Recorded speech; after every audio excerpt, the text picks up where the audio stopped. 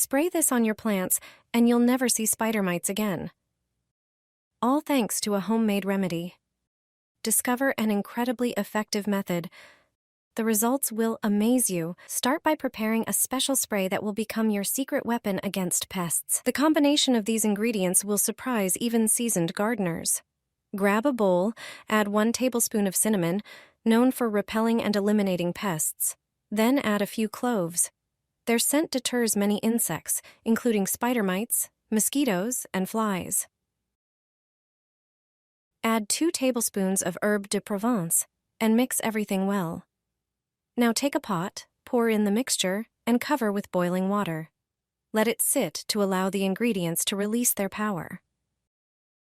Once the mixture cools a bit, add 2 garlic cloves pressed through a garlic press. Let it stand for another hour to infuse completely. Once cooled, strain the mixture and pour it into a spray bottle. Your natural pesticide is ready to use. Just remember, patience and consistency are key. Spray your plants every 3 days. After about 2 weeks, around 5 treatments, you should see great results. Try this amazing trick today and see how easily you can achieve healthy, pest-free plants.